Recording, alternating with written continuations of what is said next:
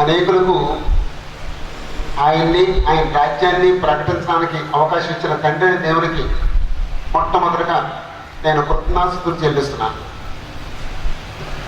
లోకంలో నశించిపోయిన వారు అనేక మంది ఉన్నారు. వారిని రక్షించాలనే ఆలోచన దేవుడికి తప్ప, యేసు ప్రభువు తప్ప, పరిశుద్ధాత్మకు తప్ప, దేవుని మనసు కలిగిన వాడు తప్ప ఎవరికి లేదండి. అంచేత ఆ మనసుతో మీరు ఈ కూటాన్ని ఏర్పాటు చేసినందుకు కొంతమందిలో ఉన్న క్రీస్తు సంఘాన్ని నేను మనస్ఫూర్తిగా అభినందిస్తున్నాను. ఎంతోమందికి ఈ ఆలోచన లేదు, ఈ భావం లేదు. స్వార్థపరులుగా తాము రక్షించబడి ఇతరుల గురించి ఆలోచించబడి బ్రతికేస్తున్నాయి.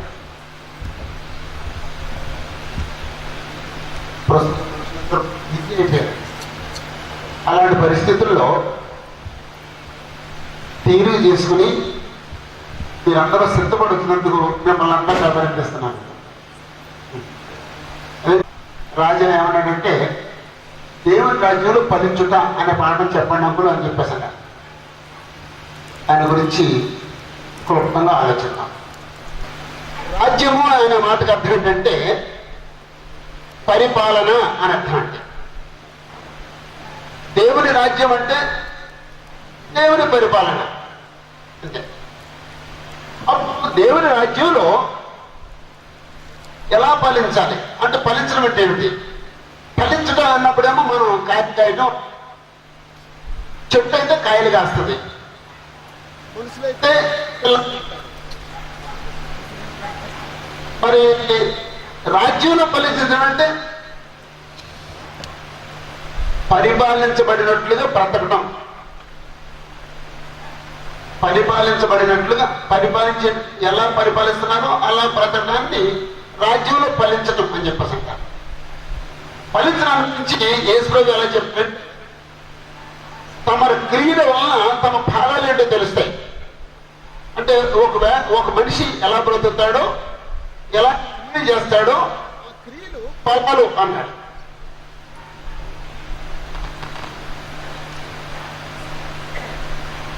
దేవుడి రాజ్యంలో ఫలించడానికి సంబంధించి సామాన్యమైన సంగతి ఒకటి ఆలోచన. అంటే మనం పెరట్లో ఒక మొక్కేస్తాం, ఆనపాదో బీరపాదో లేదా ఏదో పాదో పెట్టాం. ఏం కోరుకుంటామండి? ఆనపేరు కాయడం కోసం కోరుకుంటామండి. అంటే ఫలించింది. అప్పుడు అది ఆనపేరు కాయకపోతే చూస్తాం, ట్రై చేస్తాం, చుట్టూ తవ్వుతాం, ఏమైనా ఎరువులు వేస్తాం, నీళ్లు పోస్తాం, ఏదన్నా చేస్తాం, తర్వాత తీసి పడేస్తాం. అంటే అది ఫలించట్లేదు, ఫలించకపోతే వేస్ట్, తీసి పడేస్తాం. అలాంటి ఉదాహరణ యేసు ప్రభు చెప్పారు. సరే, ఫలించింది. అది మన కాయలన్నిటికీ చేదుగానే ఉంటాయండి. చేదు మీరు ఉంటుందండి, చేదు ఆనపకాయ ఉంటుందా, చేదు దొండకాయ ఉంటుందా? మనం వేసే ప్రతి మొక్కకి దానికి ఆపోజిట్ మొక్క ఉంటుందండి. మరి ఎలా వచ్చిందో నాకు తెలియదు, కానీ ప్రతి దానికి చేదు ఉంటుంది. ఒకవేళ ఆనపకాయ చేదు అయితే కోసేస్తామండి, పీకేస్తామండి. నేను చిన్నప్పుడు అలా పీకేశాను. అలాగే దేవుడి రాజ్యంలో దేవుడు కుమారుడిగా బ్రతకపోతే, దేవుడు పరిపాలించినట్టుగా జీవించకపోతే దేవుడు ఏం చేస్తాడండి? దేవుడు కూడా తీసేస్తాడండి, అవకాశం ఇస్తాడు. అందుకే యేసు ప్రభు ఉపమానం చెప్పారు. ఒక యజమాని ఈ చెట్టు ఫలించట్లేదు, దాన్ని తీసేసి అని చెప్పేసి అంటే తోటమాలిని రిక్వెస్ట్ చేశాడంట. సో సమయం ఇవ్వండి, నేను చుట్టూ తవ్వుతాను, ఎరువులు వేస్తాను, చూస్తాను, అప్పుడు ఫలించకపోతే మీ ఇష్టం అన్నాడు. అప్పుడు యజమాని అనుమతించాడు. అప్పుడు ఫలిస్తే ఉంచుతాడు, ఫలించకపోతే తీసేస్తాడండి. తీయకపోతే ఆ స్థలం వృధా అయిపోద్ది, ఇంకొక మొక్కేస్తాడు. అంటే యజమాని ఫలితం కావాలని కోరుకుంటాడు. అలాంటి పాట ఏదో ఉంది, ఫలములను ఆశించిన పరలోకపు తండ్రి, ఒక పాట ఉంది. అది న్యాచురల్, సహజం. మేమందరం మొక్కలేసాం, మనందరం ఫలించక కోరుకుంటే ఉంచుకున్నాం, ఫలించకపోతే తీసేసాం. అదే సంగతి మనందరి విషయంలోనూ, ప్రపంచంలో ఉన్న వాళ్ళందరి విషయంలోనూ జరుగుతుందండి. మనకు తెలియచ్చు, మనకు తెలియకపోవచ్చు. అదే జరుగుతుందండి. యజమాని ఎవరండి? యెహోవా తండ్రి. మొక్కలేమండి, ప్రతి మనిషి ఒక మొక్క. ఆయన క్రీస్తు సంఘంలో ఉండొచ్చు, క్రీస్తు సంఘంలో ఉండకపోవచ్చు. భూమి మీద ఉన్న ప్రతి మనిషి ఒక మొక్క. ప్రతి మనిషి ఫలించాలండి. ఫలిస్తే దేవుడు ఇంకా ఆశీర్వదిస్తాడండి. ఫలించకపోతే ఒక కఠిన మాట నరికేస్తాడండి, తీసేస్తాడండి. అది బాప్తిస్మం ఇచ్చే యోహాను ఆ మాట చెప్తాడు, ఫలింపని ప్రతి చెట్టు నరికివేయబడి అది మనందరం ఒక అలంకారంగా మొక్కలు మనందరం ఫలించాలి. దేవుడి రాజ్యంలో ఫలించాలి. దేవుడికి సంబంధించి దేవుడు సకల యుగపు రాజు అని ఉందండి. సకల యుగాలు, అన్ని కాలాల్లోనూ దేవుడు రాజే. భూమి మీద ఉన్న మనుషులు కొందరు దేవుని యొక్క పరిపాలనలో కొందరు దేవుని పరిపాలనలో బ్రతకడం, కొందరు దేవుని పరిపాలనలో కొనసాగుతున్నారు, కొందరు దేవుడి పరిపాలనలో కొనసాగట్లేదు. కొందరు దేవుడి పరిపాలనలో కొంతకాలం కొనసాగి అలా దేవుడు విడిచిపెట్టేసి ప్రక్కకి పోతున్నారు. అలాగే చాలా మంది, కొంతమంది దేవుడి పరిపాలనలోకి వచ్చి కొంతకాలం బ్రతికి కొంతకాలం విడిచిపెట్టేసి మళ్ళీ చివరిలో మారు మనసు పొంది మరి దేవుడు అంగీకరిస్తాడని నాకు తెలియదు, కానీ ఇలా కొంతమంది ఇళ్ళ అవతవకలు బతుకుతున్నారు. కానీ దేవుడు మాత్రం పరిపాలిస్తున్నాడు, సకల యుగాల్లోనూ రాజు అయినాడు. దీనికి సంబంధించి యెషయా గ్రంథంలో మంచి ఉదాహరణ ఉందండి. అది ఒక పాటట, ఒక ఉపమానం అటది. యెషయా గ్రంథం 5వ అధ్యాయం మొదటి 7 వచనాలు చదివితే, యెషయా గ్రంథం 5వ అధ్యాయం మొదటి 7 వచనాల్లో నా ప్రియుని గురించి పాడిన వినుడి.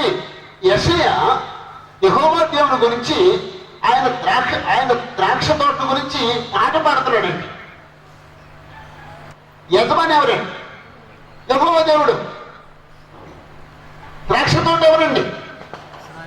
అక్కడ 7వ వచనం చెప్తున్నాడండి, ఇశ్రాయేలు వంశము సైన్య బలిపతి యెహోవా ద్రాక్ష తోట. ఇశ్రాయేలు వంశము, యూదా మనుషులు ఆయనకి ఇష్టమైన వనము. అంటే ఇశ్రాయేలుని ఓ ద్రాక్ష తోట, ఓ ద్రాక్షము అన్నాడు. అప్పుడు అక్కడ చరిత్ర ఏమిటంటే, ఇశ్రాయేలుని ఐగుప్తు నుంచి తీసుకొచ్చి యెహోవా దేవుడు కనాను దేశంలో నాటాడు. అంటే వాడు తీసుకొచ్చాడు అనటానికి ఈ పోలిక చెప్పాడండి.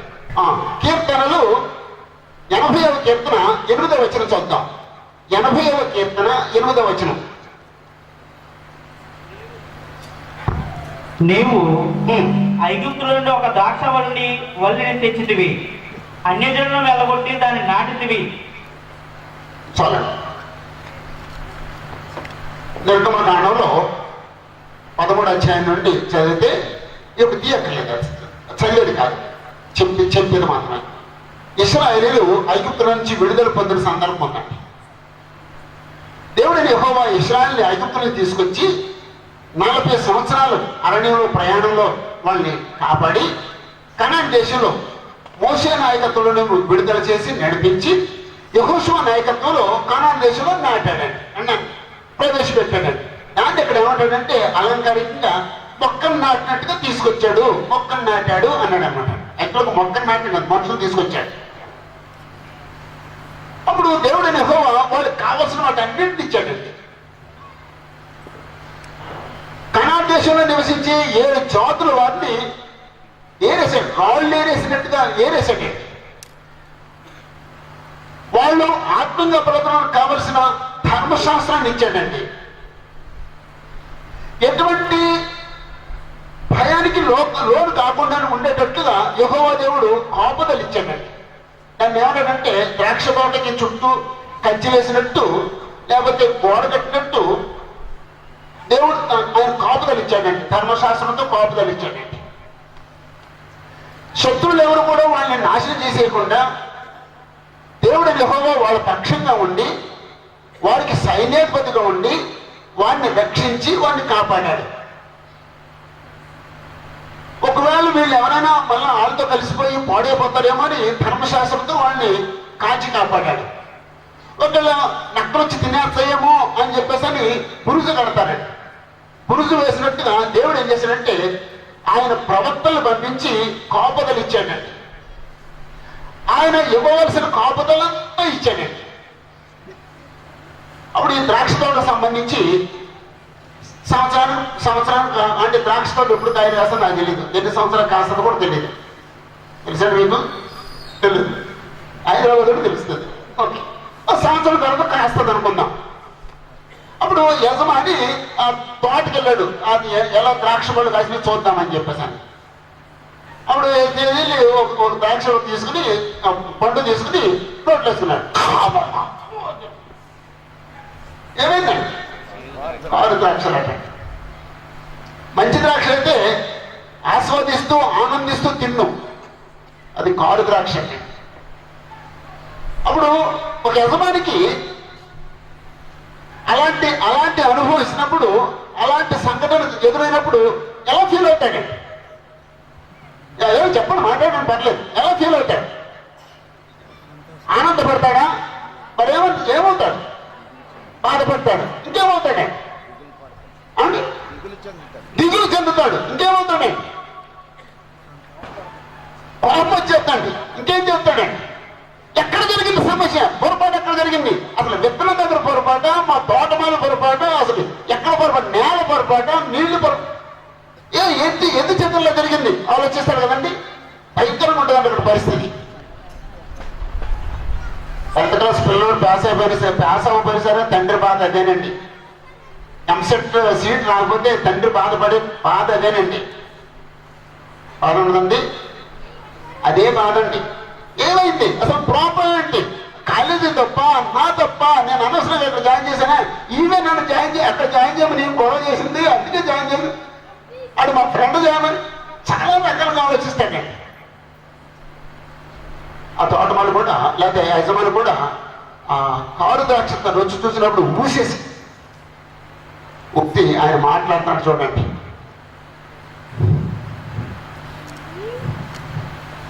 మూడవ వచనంలో, కావున యెరూషలేము నివాసులారా, యూదా వారులారా, నా ద్రాక్ష తోట విషయము నాకు న్యాయం తీర్చవాలని మిమ్మల్ని వేడుకుంటున్నాను.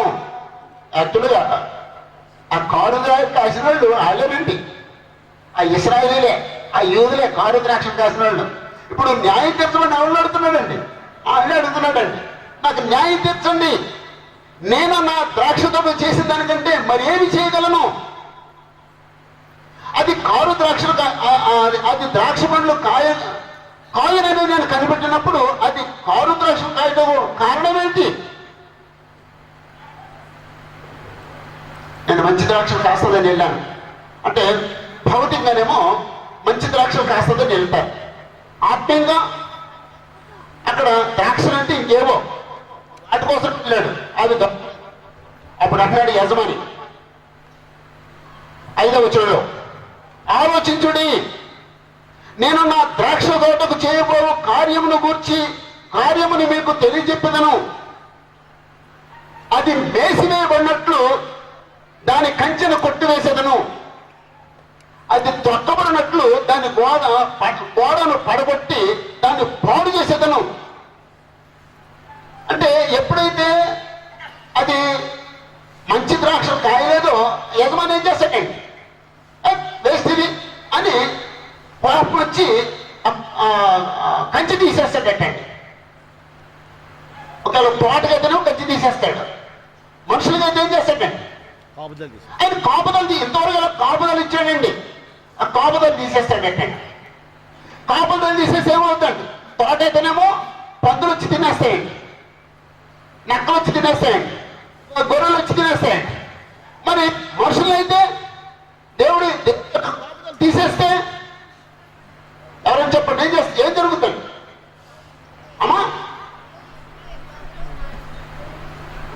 అంటే శత్రువులు వచ్చి వాళ్ళు చంపేయటము, వాళ్ళు చెరగ తీసుకుపోవటము చేస్తారండి. అప్పుడు ఇశ్రాయేలీలు ఫలించినప్పుడు ఆయన కాపుదలు తీసేస్తే ఎవరో వచ్చి వాళ్ళు తీసుకుపోయారండి. అశ్వరీయులండి.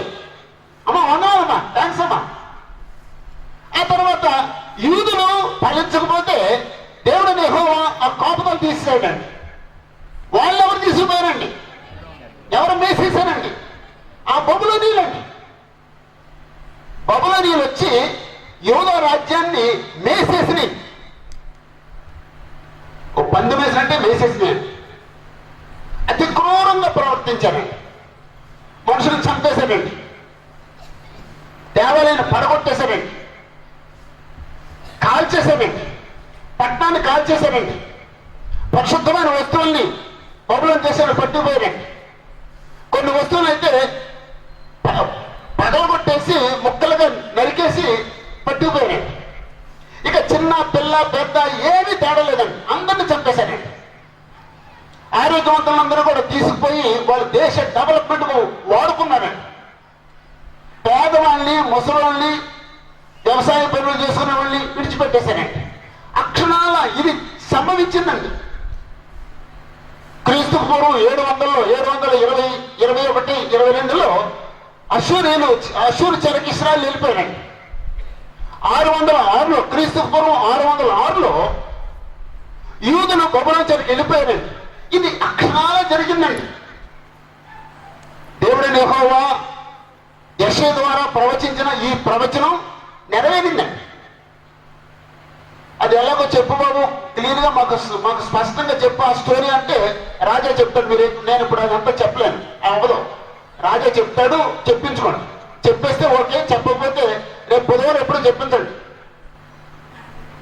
6వ వచనం అంటాడు, నేను అది కొట్టివేసిన తర్వాత, కంచి తీసేసిన తర్వాత, గోడ పడగొట్టేసిన తర్వాత 6వ వచనం, అది శుద్ధి చేయబడదు, పారతో త్రవ్వబడదు, దానిలో గచ్చపొదలను, బలు రక్క చెట్టును, బలిసి ఉండును. ఇంతకుముందేమో ద్రాక్ష చెట్లు మాత్రం ఉండేవండి. ఇప్పుడు అవి తీసేసి ఏం చేస్తాడంటే బలు రక్క చెట్లు బలుస్తాయట. అంటే ఇక కోరిక నెరవేర్చని అన్యులు దాంట్లో ప్రవేశించి అక్రమంగా బ్రతుకుతారండి. ఇశ్రాయేల్ దేశంలో ఇశ్రాయేల్ అందరూ తీసుకుపోబడిన తర్వాత ఆ బబులోను ప్రాంతం నుంచి వచ్చిన వాళ్ళు ఇశ్రాయేల్ దేశంలో నివసించారండి. తర్వాత ఏమంటారు వాళ్ళు? సమరయులు అన్నారండి. ఇశ్రాయేలు అన్యులు కలిసి జన్మించిన వాళ్ళు, పెరిగిన వాళ్ళు సమరయులు ఉన్నారు. వాళ్ళు యెహోవాను అనుసరించలేదండి. తర్వాత బబులోను తీసుకుపోబడినప్పుడు అంటే ఎక్కువ నష్టం జరగలేదు. ఇక్కడ మొత్తం కొంతమంది యూదులు మిగిలి, ఎందుకంటే మళ్ళీ తిరిగి వాళ్ళు వస్తారు కాబట్టి ఏమంటాడంటే అది శుద్ధి చేయబడదు, పారతో తవ్వబడదు, దానిలో గచ్చబొదలను, బలు రక్క చెట్లను బలిసిండును, దాని మీద వర్షపోవద్దని మేఘములకు ఆయన యజమాని దేవుడు వర్షించొద్దు అని ఆజ్ఞాపిస్తాడు. అంటే ఒకళ్ళు మనుషులతో పెట్టుకుంటేనేమో భౌతిక నష్టాలు కలుగుతాయి, దేవుడితో పెట్టుకుంటే అన్ని నష్టాలు కలుగుతాయండి. అందుకే యేసుప్రభు మాట అన్నారండి 10వ అధ్యాయంలో, మత్తయి సువార్త 10వ అధ్యాయం 28వ ఆత్మను దేహాన్ని చంపేవాడికి భయపడుతుంది, కానీ దేహాన్ని ఆత్మను నరకంలో వేసేవాడికి మిక్కిలి భయపడండి. అయితే దేవుడితో పెట్టుకోకూడదు. మరి ఎలా ఉండాలి? దేవుడితో ఎప్పుడు వినయంగా ఉండాలండి, ఎప్పుడు విధేయతతో ఉండాలి, ఎప్పుడు వెలిగిన మనసుతో ఉండాలి, ఎప్పుడు మానవులతో కొనసాగాలి. దేవుడితో పెట్టుకోకూడదండి. ఆయన సర్వోన్నతుడు.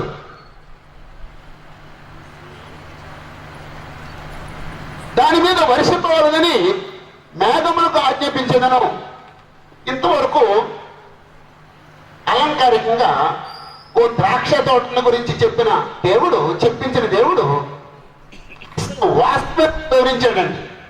ఇంతవరకు వాస్తవం వివరించలేదండి, కథ చెప్పాడండి, అలంకారికంగా చెప్పాడండి. అంతేనండి. ఇంతవరకు ఏంటండి? అలంకారికం అండి. ఇప్పుడు అసలు ఒరిజినల్ సంగతి బయట పెట్టాడండి. అదేమిటంటే 7వ వచనం, ఇశ్రాయేలు వంశము సైన్యములకు అధిపతి యెహోవా ద్రాక్ష తోట, ఏదో మనుషులు ఆయనకి ఇష్టమైన వనము. అప్పుడు ఇశ్రాయేల్ ఆయన వనం అయితే, ద్రాక్ష తోట అయితే, ఆయన కోరుకునే ఫలం ఏమిటంటే ఆయన న్యాయము కావాలని చూడగా బలాత్కారం కనబడను. ఆయన కోరుకునే ఫలం ఏంటండి? దేవుడి రాజ్యంలో ఫలించడం అనుకున్నాం కదా, ఫలం ఏంటండి? న్యాయము. మరి కారు ద్రాక్ష ఏంటండి? బలాత్కారము. న్యాయమేమో ద్రాక్ష ఫలం, దేవుడు కోరుకునే ఫలం.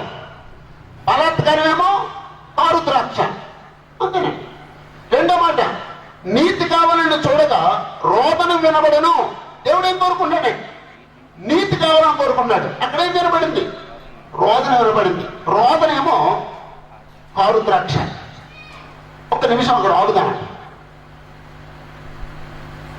ఏదేని తోటలో దేవుడని యెహోవా అయితే ఆయన సృష్టించిన ఆదాముని ఉంచాడు, ఏదేని తోటలో ఉంచాడు. ఏం కోరుకున్నాడండి? సేమ్ నీతిని న్యాయాన్ని కోరుకున్నాడండి. ఆదాము న్యాయంగా ప్రవర్తించాడా?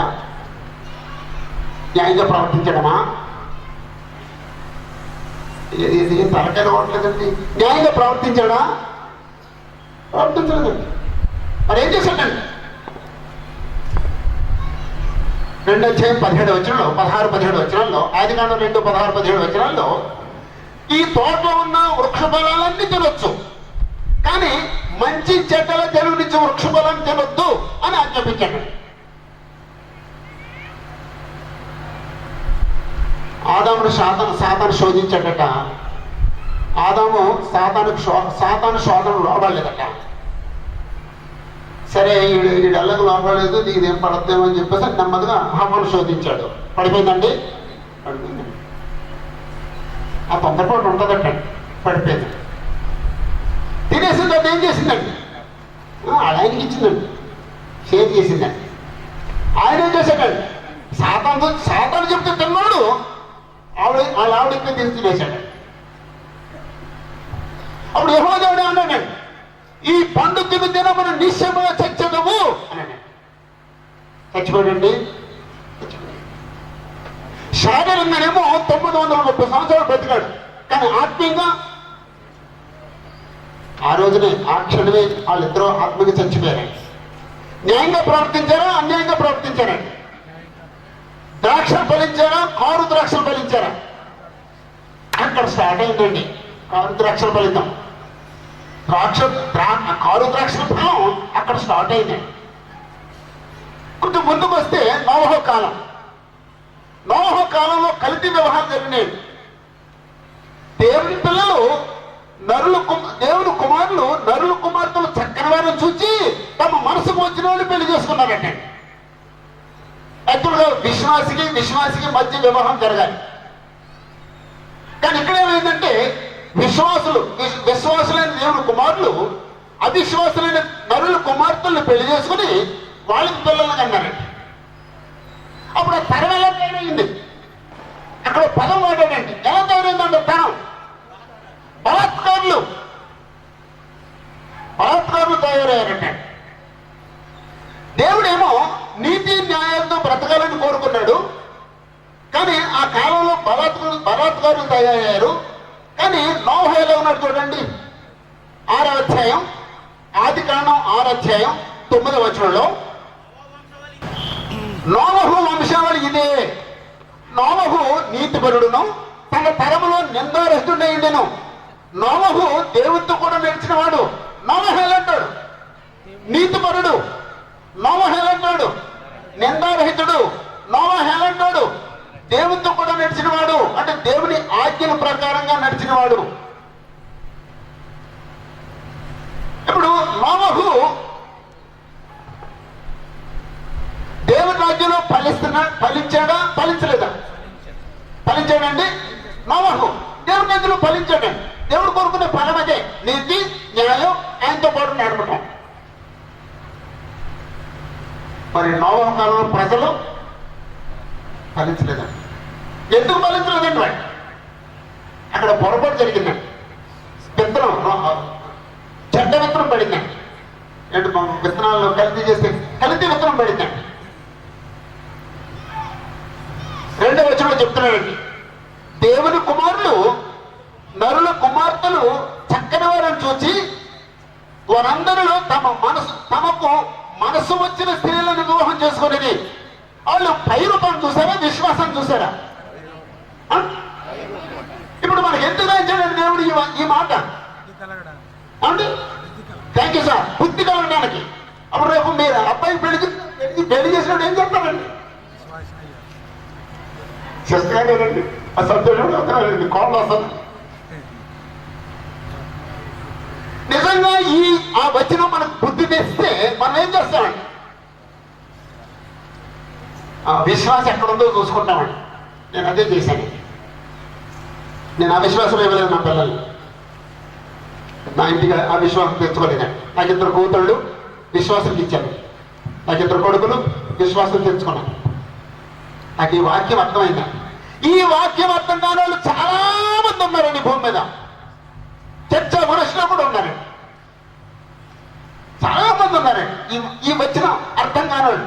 రెండో వచ్చిన తెలియని వాళ్ళు. మీరు కావాలంటే కాగితాల మీద పెద్ద పెద్ద అక్షరం రాసుకుని గోడ కంటించుకోండి.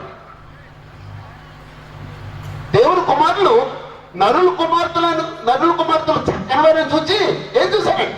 ఆ పై రూపాన్ని చూసి తమ పిల్లలు తెచ్చుకుని పెళ్లి చేసుకున్నారండి. వాళ్ళకి పిల్లలు కలిగారటండి. వాళ్ళు ఎలా తయారయ్యారంటే బలాత్కారులుగా తయారయ్యారటండి. బలాత్కారులు అంటే బలాత్కారులు అని చెప్పేసి అంటే దేవుని భయం లేని వాళ్ళు. బలాత్కారులు అంటే చట్టానికి లోబడినోళ్ళు. బలాత్కారులు అంటే వ్యక్తిగతంగా నీతి లేని వాళ్ళు. వాళ్ళకి వ్యక్తిగతంగా నీతి ఏమీ లేదండి. చట్టం అనే భయం ఏమి లేదండి.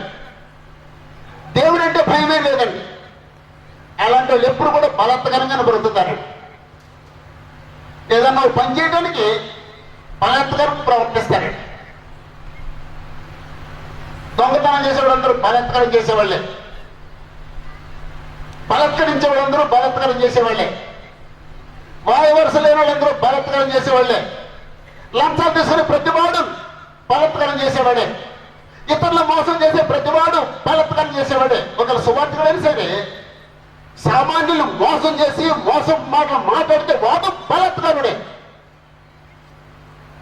మనం ఎవరో ఎప్పుడు ఎక్కడ ఎవరిని బలాత్కరించకూడదు. ప్రతి మనిషి యొక్క ఇష్టాన్ని స్వేచ్ఛను గౌరవించాలండి. ఎవరిని బలాత్కరించకూడదండి. నోవహేమో నీతిగా బ్రతుకుతున్నాడు. అంటే దేవుని రాజ్య పౌరుడుగా బ్రతుకుతున్నాడు. కానీ ఆ కాలంలో ప్రజలు ఎంత భయంకరంగా ఉన్నారంటే 5వ వచనంలో చెప్తున్నాడండి, నరుల చెడుతనము భూమి మీద గొప్పదనియు, అంటే గ్రేట్ అని కాదండి, భయంకరమైనదనియు అని అర్థం అండి. మీ దగ్గర సన్నగా రాసే పెన్నులుంటే గొప్పది అనే చోట భయంకరమైనదనియు భయంకరమైనది అని రాసుకోవాలి. అసలు పదం అర్థం అది. నరుల చెడుతనము భూమి మీద భయంకరమైనదనియు, వారి హృదయం యొక్క తలంపులోని ఊహంతయు ఎల్లప్పుడూ కేవలం చెడ్డదని యెహోవా చూచి భూమి మీద నరులు చేసినందుకు యెహోవా సంతాపడ్డాడట, నొచ్చుకున్నాడట. సంతాపం నుండి తన హృదయములో నొచ్చుకునేను. ఇప్పుడు నోవహు కాలంలో దేవుని రాజ్యంలో ఫలించిన వ్యక్తి ఎవరు, ఫలించిన వ్యక్తి ఎవరు?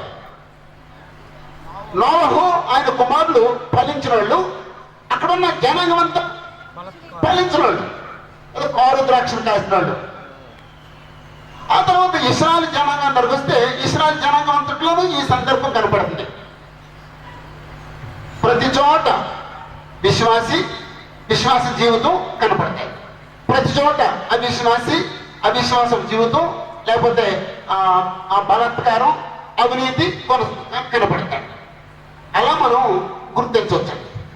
యెషయా గ్రంథం 5 అధ్యాయంలో మొదటి 7 వచనాల్లో ఉన్న ఈ మాట లేదా ఈ ఉపమానం ఇశ్రాయేలు జనాంగం ఫలించలేదు, దేవుడైన యెహోవా నీ న్యాయం కావాలని కోరితే అక్కడ బలాత్కారం కనబడింది, దేవుడైన యెహోవా అక్కడ నీతి కావాలని కోరితే అక్కడ రోదన కనబడింది.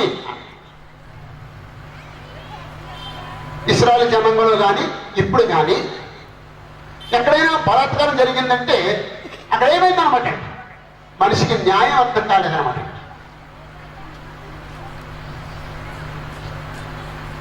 అందులో ఇప్పుడు బలాత్కారం ఏం చేస్తున్నాం అంకులు అని మీరు ఎవరైనా అడగచ్చండి.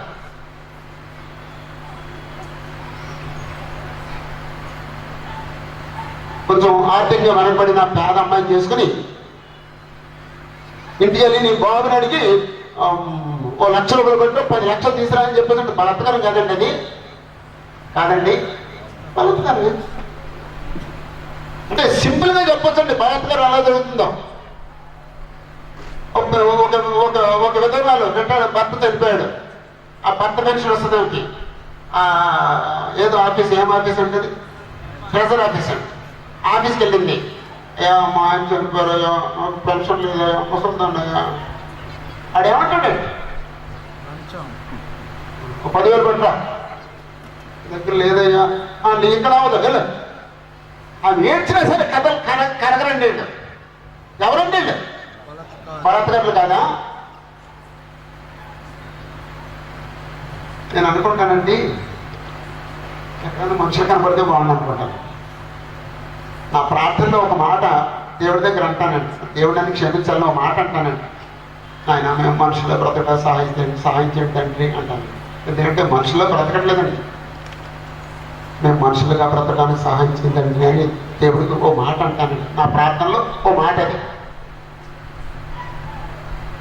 ఈ భూమి మీద మనం మనుషుల్లో బ్రతికితే ఎలా ఉంటుందండి ప్రపంచం? ఈ భూమి మీద మనం నీతి న్యాయాలు అనుసరిస్తే ఎలా ఉంటుందండి ప్రపంచం?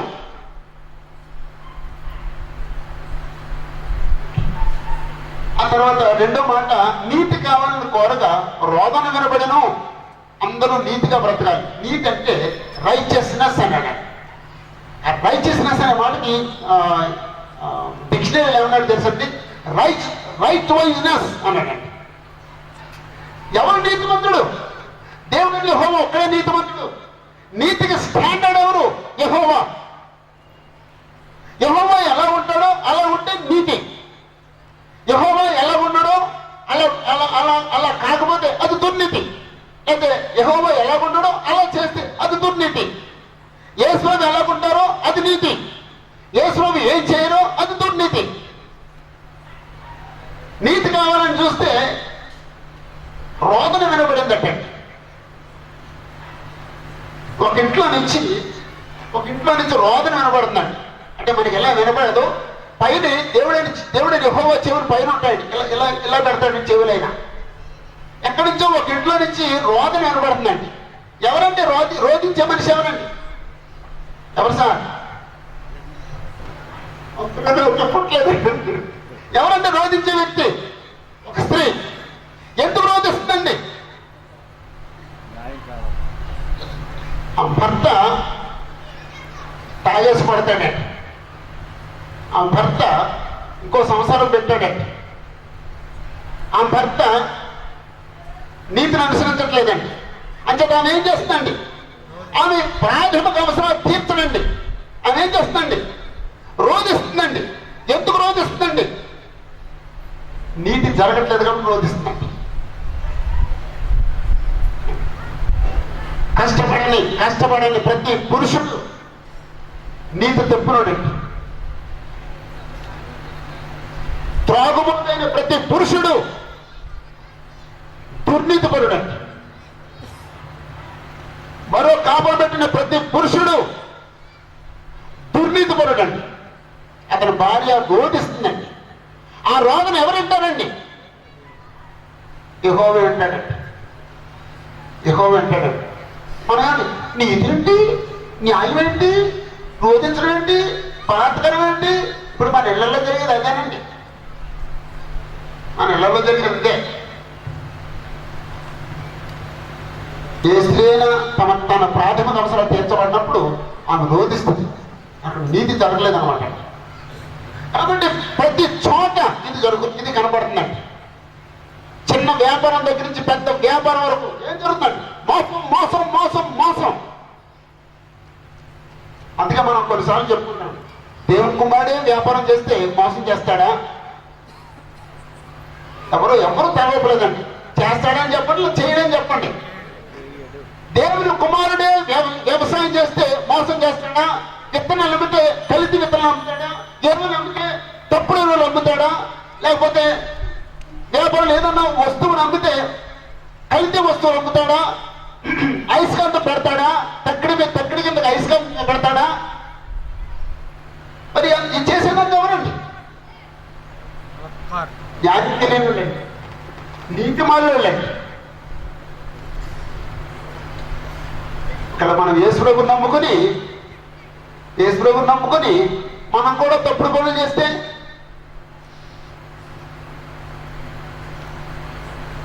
మనం కూడా కారు ద్రాక్షలేనండి. ఒకవేళ యేసుప్రభుని నమ్ముకున్న తర్వాత ఏ దొంగ వ్యాపారంలో సరే, ఏ స్మగ్లింగ్లైనా సరే, ఏ కల్తీ వ్యాపారంలో సరే ఎవరన్నా ఉన్నాడంటే అతను ద్రాక్షనా కారు ద్రాక్ష అంతేనండి. మరి ఎందుకు బాప్తిజం పొందాడు? వాళ్ళ అమ్మ గోలు పడలేకో, వాళ్ళ నాన్న గోలు పడలేకో, భార్య గోలు పడలేకో, ఆ ప్రీచర్ గోలు పడలేకో బాప్తిజం పొందాడండి. ఈడు వదిలిపెట్టాడండి బాప్తిజం పొందేవారు. వదిలిపెట్టాడండి. నువ్వు మునుగుతావు, చస్తావు అంటాడండి.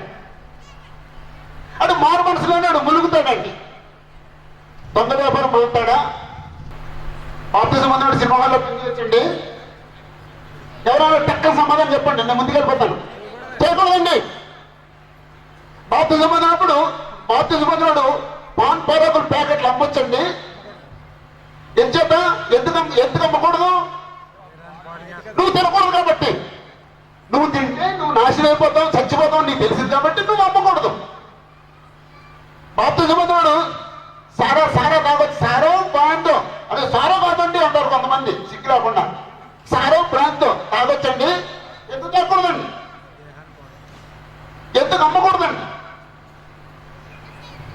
బాగా డబ్బులు వస్తాయని చెప్పేసి అని పాట పాడి బ్రాంతి కొట్టి పెట్టచ్చండి, పడకూడదండి. అవి నీకు తగవు. అవి సంసారాన్ని నాశనం చేసేవి, కుటుంబాలను నాశనం చేసేవి. అవి నీకు తగవు. ఏదైనా చేస్తే దేవుడు మెచ్చే పని చేయాలండి. నీ మనసాక్షి అంగీకరించే పని చేయాలండి. నీ కుటుంబాన్ని దీవెనకరంగా ఉండే పని చేయాలండి. ఈ దేశానికి ప్రయోజనకరమైన పని చేయాలండి. అంతే తప్ప సమాజాన్ని నాశనం చేసే పని ఏది చేయకూడదని అనుకున్నాడు. ఎవరు చేయకూడదు, లోకస్తుడు చేస్తాడు. ఎందుకంటే అతను నిర్బంధం లేదు. అందుకే రోమపత్రులు అంటాడు, క్రీస్తులో లేని వారికి నిర్బంధం లేదు, కానీ క్రీస్తులో ఉన్న వారికి నీతి నియమాలు ఉన్నాయి, అవి మనం చేయకూడదు. ఈ విధంగా ఈ ఉపమానాన్ని